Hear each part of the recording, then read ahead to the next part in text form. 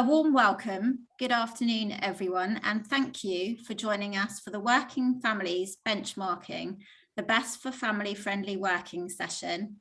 My name is Suzanne Woodhams, and I'm joined today by my colleague, Diana Gilmore, and we both work for the Employer Services team here at Working Families, and we both work as relationship managers. It's so lovely to see so many people joining today. To find out a bit more about our benchmark process. Just to let you know, we are recording the session today. And also, please, can you use the chat function to ask any questions you may have, and we will answer these at the end of the session. Next slide, please, Di. Do you know how well your organisation supports working parents and carers? And do you know the must-have matrix to measuring how family-friendly an employer you are? And how would you compare yourself to your competitors? Well, the Working Families Benchmark is the only tool available that measures all aspects of flexible working and work-life policies and practice. The benchmark evaluates how well these are integrated into your organisation's values and cultures, and it looks specifically at how well you support and engage with parents and carers. In this session, we will look at the reasons why to take part in the benchmark, what the benchmark takes into account, how the benchmark works, and how it is assessed. We will also take you through the 4 different sections and show you sample questions from each section. Next slide, please. So for those of you who aren't aware of Working Families and who we are, we've been going for over 40 years, and we are the UK's leading work-life balance charity. So we help parents and carers and their employers to find the right balance between responsibilities at work and at home. We also provide free legal advice to parents and carers on their rights at work. We've got a helpline for this, and we've also got resources as well. We also advocate on behalf of the 13 million working parents, and we influence policy through campaigns. So some of our policy wins have included the right to request flexible working becoming workplace legislation, and also the creation of shared parental leave. Diana and myself, and Alice and Joe, we all work within the Employer Services team, where we provide employers with the tools they need to create a flexible, high-performing work environment. Next slide, please. Great. So, why take part in the benchmark?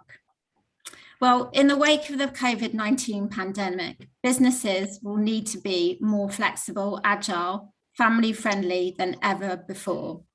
So how does your organisation stack up against the competition?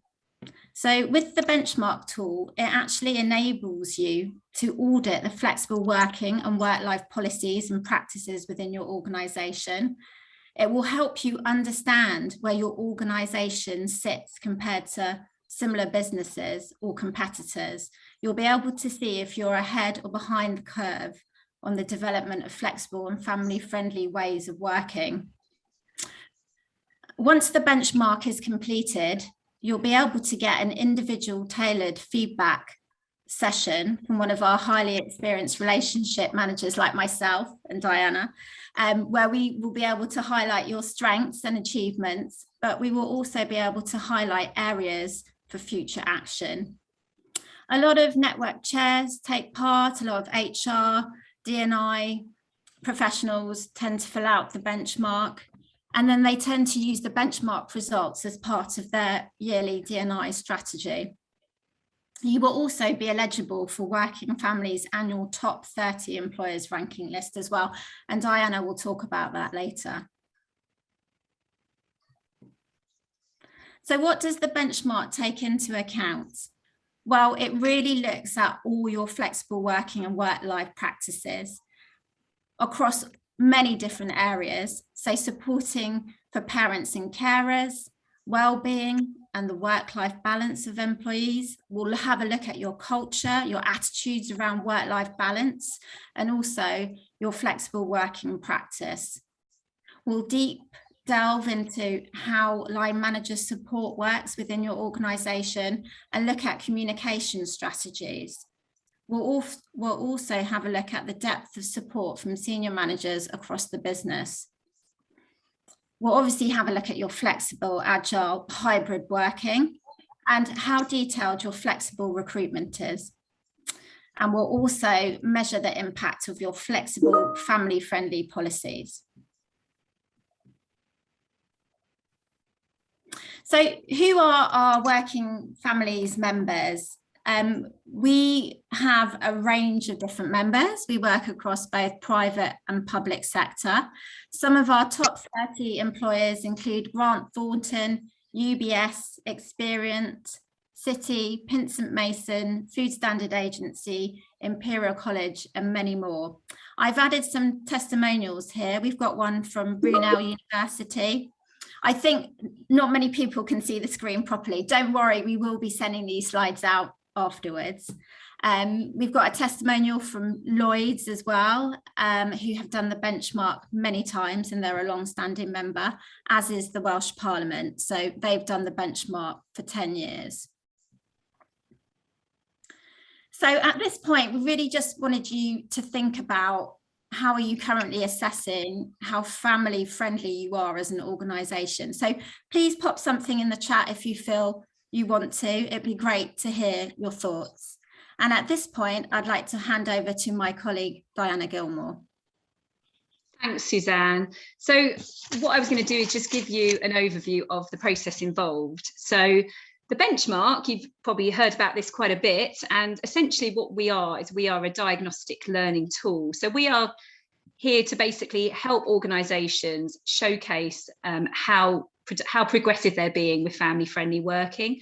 So the aim of it is to really pull out those organisations who are doing some really progressive work in their support of parents and carers. So you do need to be a member to access the benchmark, and we are going to be taking you through later on the sort of process involved in that. And you have 3 options of membership available. But I think the first thing we really wanted to point out is it's not an accreditation scheme. We do get asked this from time to time. And what we mean by that is there's no sort of naming and shaming involved. It's not, the idea of it is not to highlight your shortfalls, sort of pinpoint who has a gender pay gap or whatever. It's really about us pulling out the organisations who are doing particularly well. And for those that fall outside of the top 30, it's a learning tool that you can use in-house to really kind of work on the areas that you need to improve. So if you come bottom of the benchmark, or you come 50th, or you know, the outside world is not going to know your ranking. If you enter, you are going to be measured against some of the most progressive employers that are in the UK at the moment, in terms of the work they're doing in terms of family-friendly working. So whilst all our participants are striving to make it into that top 30, particularly the top 10, we only publish that as a group. So you might notice when you see us talk about the top 30, we don't sort of rank in order. They're a collective group. They span many different sectors. They might be very different sizes. We can have a small SME. We might have a very large corporation in there, but they're all just being acknowledged for the really inspirational work they're doing to support parents and carers. So in terms of how we assess the process, so there is a huge amount of sort of number crunching, question mapping, proportional calculations that are occurring behind the scenes of the benchmark. And we work with a data specialist that sort of does that analysis. So all the questions that you answer are going to be linked to other questions. So there's this, you're sort of accruing points as you go along, as you complete the process. You will be scored on your responses to every question, and you will be awarded points for any enhancements you're offering, however they're structured. So it works very much like a large survey. We're looking at every aspect of family-friendly working and flexible working across your organisation. So as a member, you will be given a login, a unique password. You go into our website, you go into the membership part of our website, and there's a portal, very kind of clear once you're in there. Pop in your details and it will bring up the first set of questions of the benchmark. So you just begin inputting that data as you go along, just work sort of steadily through each section. And when you complete it, there's a submit button, obviously, that you press. And the deadline is Tuesday, the 31st of May. It's a very sort of definitive deadline.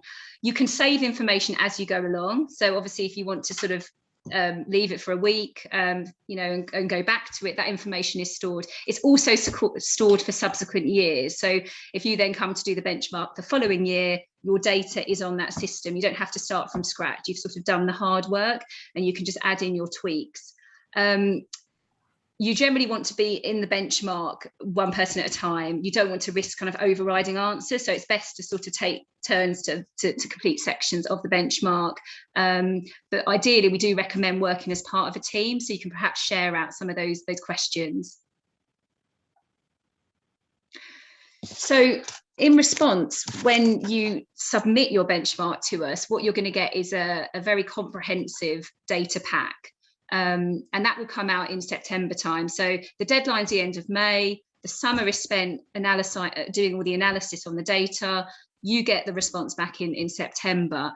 And then we, with our core members, which is our entry-level members, they just receive the data pack. And that's what they'll use to kind of make their adjustments to use in-house for the information they need from the benchmark. For our mid-level aligned members and our dynamic, which is our top tier level, and Suzanne will talk a bit more about that a bit later on, they will get the data pack obviously as well, but they'll also get very detailed feedback as well, where we distill down our thoughts and recommendations to help them make improvements where necessary, or obviously showcase where they're perhaps ahead of the game in certain areas. What we would always say is, if you can work as a team to try and collate the data, it does really help, because what we want you to be able to do is really showcase the brilliant work that you're doing.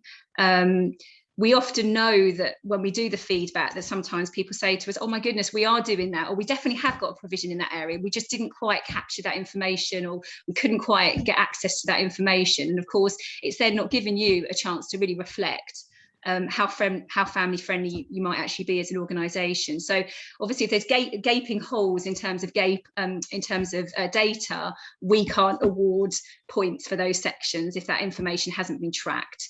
But it does help you when you then perhaps go ahead and do it the following year. Perhaps what you need to be thinking about tracking.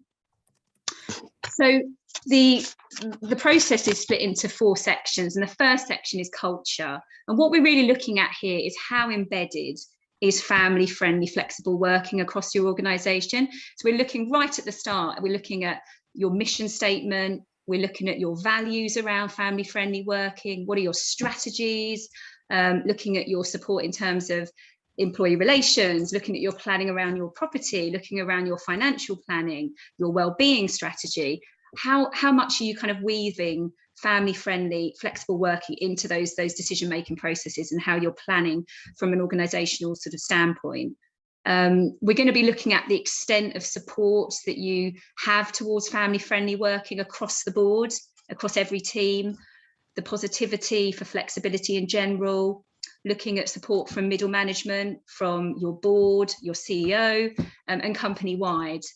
And also, I think what's really useful for organisations is focusing on the challenges. What are the barriers to progress that you're noting? And how have those changed? How have you overcome those? But what opportunities might there be for you to progress as well?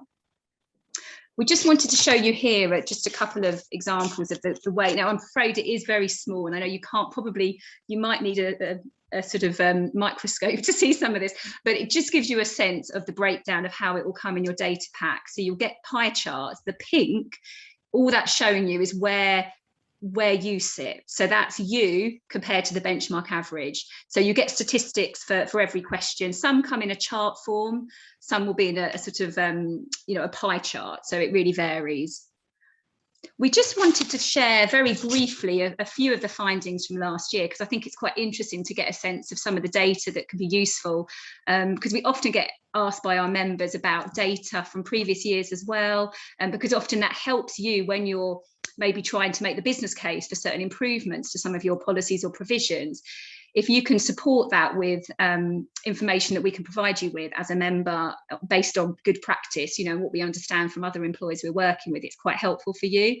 And what we found in the 2021 benchmark is over half have strategic plans to support family-friendly working. They're really thinking about that from an organisational standpoint. 89% have steering groups set up to support family-friendly working, and over 94% have proactive sponsors set up as well to help them create a sort of good work-life balance for staff across the board. And when we talk about sponsors, we often mean, you know, individuals who aren't necessarily working in HR or EDI, but they really have an interest in mobilising sort of improvements to support family-friendly working. Most of our employers offer flex as a day one right. So they're waiving that 26-week rule that you can only ask for flexibility after 26 weeks. 70% is the stat from the 2021 benchmark. And what's really encouraging is that stat is going up every year. So we're seeing more and more employers really start to embed family-friendly working from the start, which is fantastic for anyone joining that organisation. 40% of the benchmark last year had no toleration for presenteeism, which is a stat we'd like to see increase as well. It's a good starting point. And many do not feel that working from home impacts productivity. We did a big piece of research last year as part of our Flexi UK campaign, and it showed that productivity levels at the height of the pandemic, when people were really struggling to kind of balance their home and their work lives, productivity levels either remained the same or in many cases actually increased, which was really encouraging as well. And 80% of our benchmark last year reported that they train managers in managing flexible teams. So they really see that as an important area to support their managers with.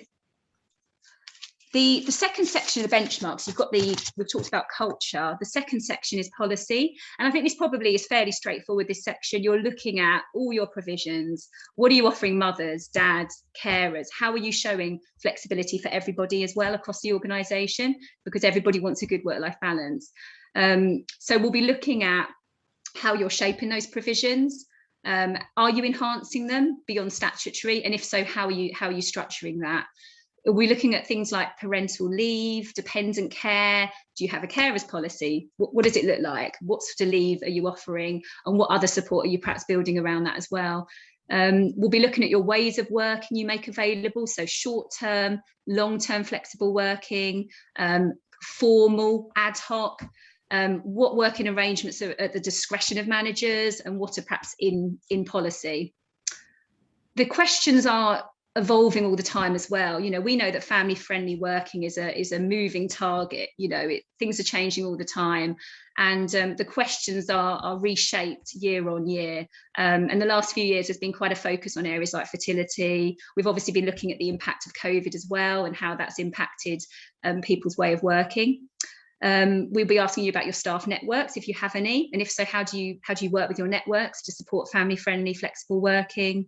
We'll be looking at the support you offer your staff. So parents and carers, you know, if they've taken time off for leave, how are you phasing them back into work? What measures, what processes, what support do you offer? Particularly well-being as well. We know that well-being is incredibly important to the employees that we support as members. 99% of our benchmark last year had well-being measures put in place to support with areas like burnout and staff well-being in general. So that's a big area for us we'll ask you about. Also recruitment. This is a big driver for many of the employees we work with as to why they join. They want to sort of look at their recruitment generally, they look at their retention, look at how they can be more inclusive as an employer. So that, you know, we will be asking you about your processes in these areas, looking at job design, how you advertise jobs, how you onboard staff. So really kind of critical areas in that section. Again, just a quick overview here. Again, it's probably very hard to read, but you get a sense of the way that we structure the data pack. And this last section, sorry, it's the third section, I'm so sorry. So you've got culture, policy. This is all about ensuring consistent practice. So what we're looking at here is across the board, really, how are you ensuring consistency? You know, we often hear about pockets of an organisation where there's very supportive managers, they're doing really progressive work, where perhaps there's other departments where that's not happening in quite the same way, the culture is slightly different. So here what we're trying to find out is, how are you trying to do your best to ensure a certain degree of fairness across the board? What are your processes involved in embedding family-friendly working across the board? So we'll be looking in detail, drilling down on your processes for managing requests for flex. What's the approval process? Who are the people approving? How are you assessing them? We're looking at opportunities that you take to remind staff of their right to flexibility. We'll be looking at the way you assess areas like unconscious bias. Is that something that you train staff in? Obviously, many employers do now. We'll be looking at line manager competencies, training, how you're building that business case for having a flexible workplace, and also feedback. We always find that a really useful area to look at as well. What feedback mechanisms are you using to assess your staff? Again, similar to what you've already seen, the sample questions that we get in your data pack that you'll receive. The final section is stats, evidence and stats. And I think this is not everyone's favourite section, probably, because it is the sort of raw data. What we're looking for here is, what evidence have you got? What does your data tell us about you? What picture does it paint of your organisation and how progressive you're being, and where there might be some shortfalls, or where you perhaps might be, leaping ahead of the curve? So we're looking at your ways of working. What have you tracked? Patterns of working, retention, the way you progress staff, what targets, if you have any, are in place to support areas like gender pay and progression. We'll be looking at your turnover. We'll be also looking at areas like satisfaction. So the survey information you've managed to collate over the year, it's really helpful to kind of see what kind of culture are you offering around flexible working, what control do staff feel they've got over their working lives. That feedback obviously is hugely helpful to you to really move forward. And I suppose the overarching kind of question across the benchmark is very much, how are you quantifying the impact that family-friendly working is having across your organisation? What we hope is that the information you're using in the benchmark will help you assess that and have a way of measuring how well you're doing. So on that last point, I'm going to so this is again just a few sample questions that you'll get in your data pack, but I'm going to hand over now to Suzanne to just follow on with a few thoughts. Great, thank you very much, Diana. That was really interesting. We just wanted to share with you a video from one of our top 10 employers. Aileen McNiven from ILF has very kindly produced a video talking about why she does the benchmark. So please listen. Thank you. Thank you, Working Families, for inviting Independent Living Fund Scotland to be part of your webinar today, and briefly share why we originally registered to the Working Families Benchmarking Survey and why we continue to participate. We were very lucky in the sense we had a completely blank sheet of paper to set up an organisation to enable disabled people to live independently about 7 years ago. And one of the first organisations we connected with was Working Families. We had no historic or legacy issues to contend with, which was great. In addition to that, we knew the eyes of all our stakeholders would be on us to deliver on the promises of the government and aspirations of disabled people across Scotland and Northern Ireland. It was important to us as a new organisation that we measured ourselves with other like-minded flexible employers to A, sense check our own new policies, and B, to continue to improve our offering to ensure what we offered was a flexible and work-life harmony for our employees. The benchmarking questionnaire focused us on where we could make improvements and implementing new initiatives, and continues to do so as the questions develop each year, and being cognizant of where the world of employment is. For example, last year there was a focus on COVID-19 support for employees. We have been very fortunate and have been awarded either a top 10 or top 30 employer award every year since we entered. And it gives us confidence that we are a supportive and caring employer who puts our recipients and our employees at the front and centre of each and every decision we take. We listen to the benchmarking feedback and to what other organisations are doing, and this has, on many occasions, shaped our new policies and improved our old ones. We will continue to make benchmarking submissions and work closely with working families, with our relationship growing and continuing to be supportive and informative. Thank you again for inviting us, and good luck with the rest of your webinar. So that was Aileen McNiven. Thank you so much, Aileen, for taking the time out to produce that video. It was really interesting to hear your thoughts about the Working Families benchmark. So I just wanted to take this time really just to talk about our membership. So as Diana said at the beginning of the webinar, you have to be a member to take part in the benchmark, and we actually have 3 different types of membership depending on what you're looking for. So our most intensive and the most supportive type of membership you can have is our dynamic membership. We also have our mid-level range membership, which is aligned, and then we also have our core, which is our entry level offering. They all offer employers various levels of support, networking, profile, and resources. Just a quick point just about the core membership. It does include the benchmark, and you do get a data pack, but you are not entitled to a summary meeting with a relationship manager. However, if you feel it is benefit, you can upgrade to aligned or a dynamic membership at a later time. I'm going to drop a link to our membership packages in the chat, and we will also be sending out an email after this webinar just with some more information about membership and what you get with each one. We are running a special offer on our aligned membership package with a saving of £350 until the end of April. So I'm just going to pop the link in the chat now so you can have a look at the different offerings on the type of membership level.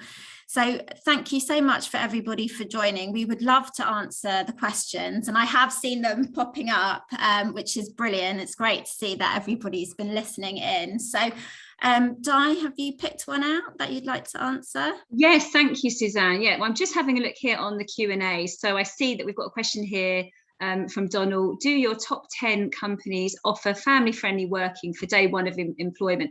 And I think I don't work with all the top 10. I do work with a few of them. But yeah, absolutely. I think I would say that all of our top 10 have that as a day one right. Majority of our benchmark, as I say, 70% do, and we're seeing that year on year increase. Obviously, the thing with the day one right doesn't always mean it's accepted.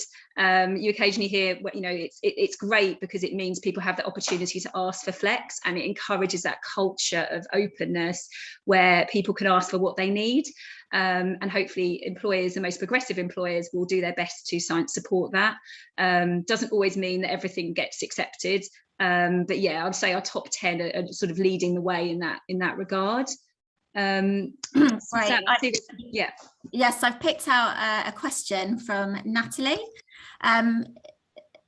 She's asking, how many questions are there in the benchmark? So I did see this pop up, and I just checked with our amazing business administrator here, Flora, and she said to me it's over 300 questions, and that's across all the different sections. So and what is the typical resource level required to complete the benchmark? Well, it really depends on your size of your organisation, and I get asked this question all the time.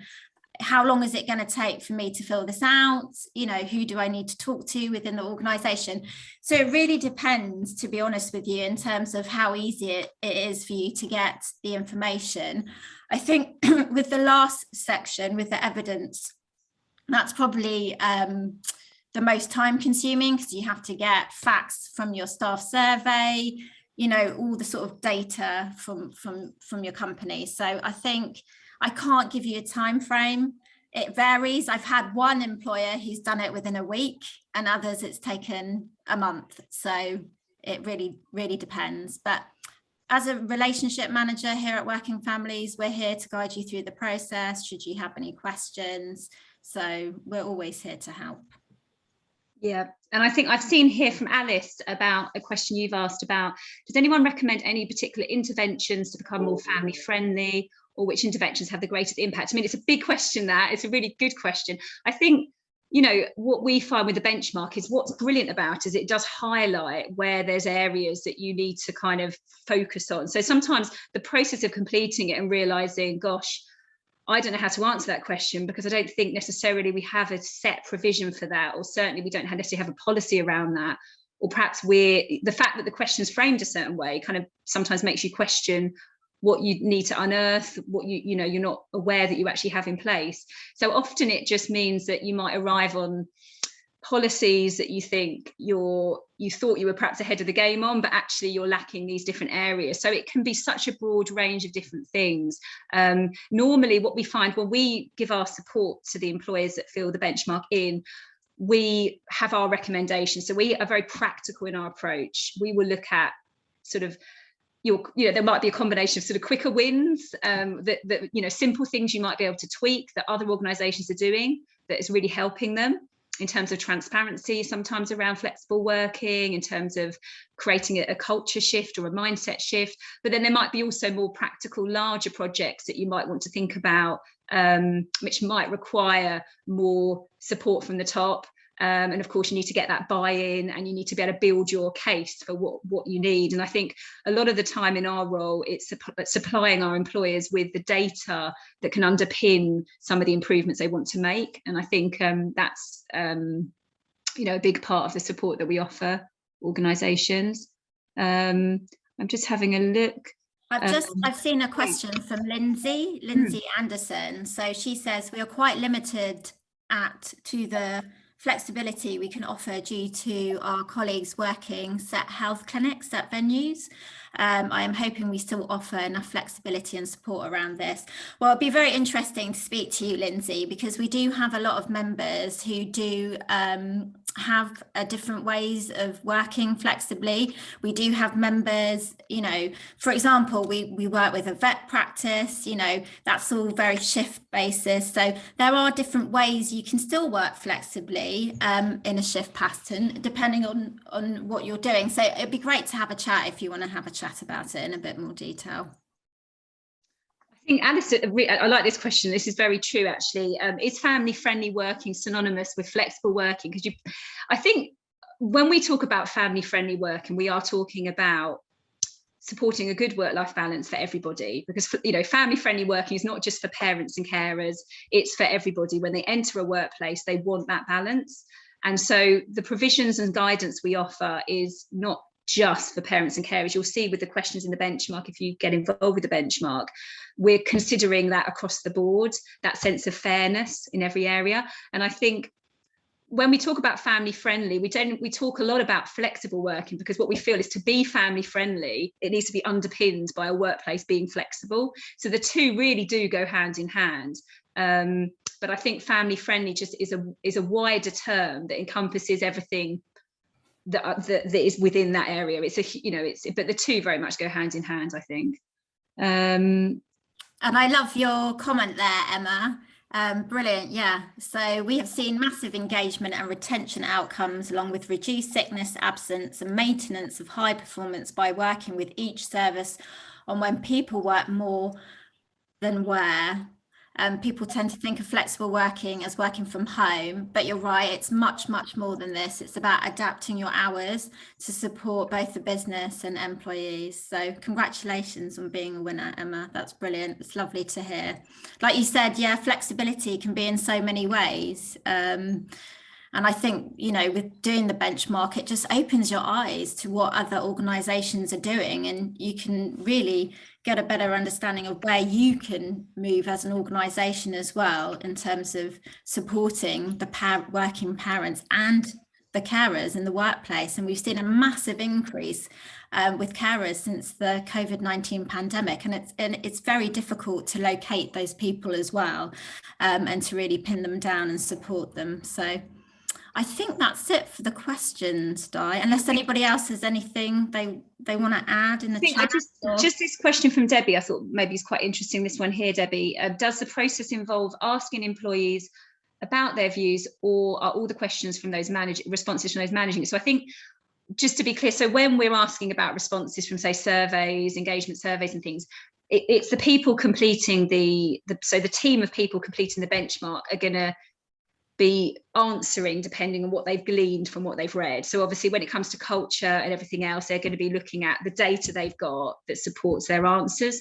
So we're not individually, the benchmark is not going to be answered by your staff, it's going to be answered by the team of people, often within HR or EDI, that are going to be involved in that. Sometimes network chairs have got involved as well. So if you've got a parents and carers group, sometimes the network chairs have been very eager to support the benchmark process as well, and often sit in on our feedback meetings. The same with executive sponsors, senior management team sometimes want to get involved, even if they don't sit directly in HR, they want to be privy to the conversations and the areas that we can focus on for improving.